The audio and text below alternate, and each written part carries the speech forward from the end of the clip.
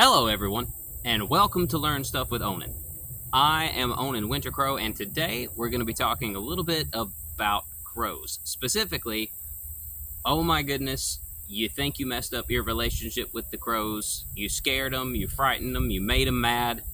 What do you do now? What are your options? Well, there's a couple of options that you can run through, and we're going to discuss those today. Option number one, if you think that you have frightened or made your crows mad or angered them or whatever the situation is, your first option is just to keep doing what you're doing. Don't change anything. Don't take any kind of drastic actions.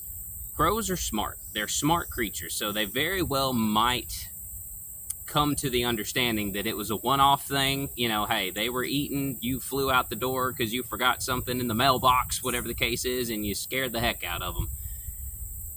Isolated incident, they will be able to kind of differentiate between that, and they'll get over it eventually. So the first step is just not do anything. Keep leaving them food, keep leaving them treats, keep doing what you're doing, and it will work itself out. I have been in this situation before personally, and that's what I did, and it did work out. They realized that it was a one-off incident because I made a mad dash through the yard to have to go and get something, and just it scared everybody.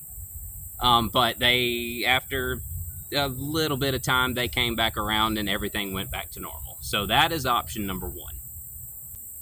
Option number two is to use the crow decoys. I discuss using the crow decoys in this video right here, and it will give you a little bit of an idea of what to do, how to use them properly, and what your end goal is. So that would be option number two. If things don't go back to normal after, a few days or, a week or so, the crow decoys are another good option. It makes the crows think that there's crows on the ground, or it at least gets them curious.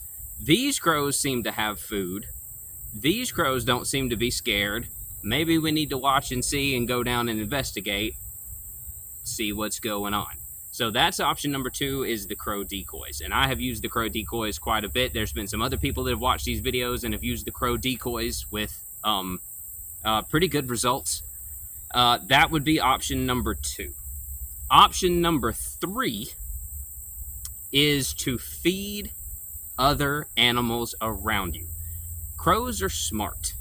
That has been proven scientifically, anecdotally, and a plethora of other things. They are very smart birds. So they know people who are kind and caring towards nature and towards other animals. I have also used this technique. Feed the other birds that's in your neighborhood. Put up some bird feeders. Feed your robins, feed your cardinals, feed, the titmice and all the other birds that's in your area. Feed them, feed the squirrels, feed the cats. They will watch all of that going on. If you think the crows are not watching, they are. And they are watching intently. Their lives depend on it. They need food, they need water, they'll get it wherever they can. They are scavengers after all. So that would be option number three. Don't necessarily focus on the crows. Focus on feeding the other animals. The crows will watch this. They'll realize that you're friendly towards other animals, and there's a good likelihood that they will give you a second chance. They'll come down and investigate. They'll get some food that's left over for, some of the other birds, such as sunflower seeds, and that is a good way to start repairing that relationship. Interesting story. Actually, when I first got into crows and all, one thing that I observed because I was dealing with city crows, check the description in the link of this video to learn more about city crows versus country crows. But I was dealing with some city crows, and I kept hearing meowing like a cat around where I worked at. And it took me a little while of investigation because we did have cats that were in the area. And, it was in kind of a businessy type situation. So there was, building after building of different stores and shops.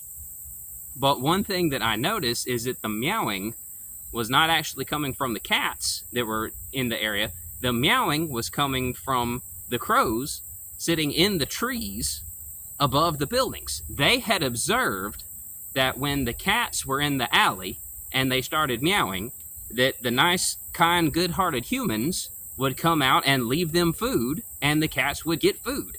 The crows saw this and said, hey, if we do that same thing, maybe these people will feed us too, or we can get some of that cat's food because it might not eat it all.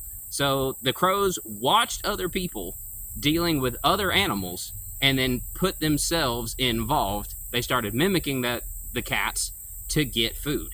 This is kind of what you're wanting to do with option number 3, which is you want the crows to see you being good to all the other nature around your area, and that will change their view of you as well. This leads into option number 4, and option number 4 is not necessarily the option that you want to go with, and that is you might have to consider moving on to another group of crows in another area. If you have done something and the crows have seen it as just irreparable damage, you did something just so drastic in their opinion that they just can't forgive you, your only other recourse might be to just forget about the crows in the area that you were working and move on to another area and work with some crows somewhere else. Some crows that don't know you, that you've never had dealings with, and literally just start over. Yes, I know that crows communicate with each other and they hold grudges for long periods of time, but if you have 2 groups of crows, one of them holds a grudge against you and the other ones know you as this nice, kind-hearted guy that, you know, gives them food and treats and is nice to them, who would win out? Well, honestly, that's hard to say. So that is really your best recourse.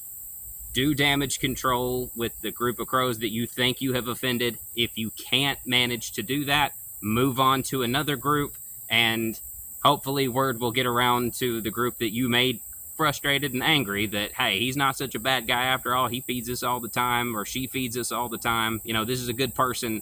Give him a second chance. And that is option number 4. I hope that you liked this video and you found it useful. If you did, hit the like button.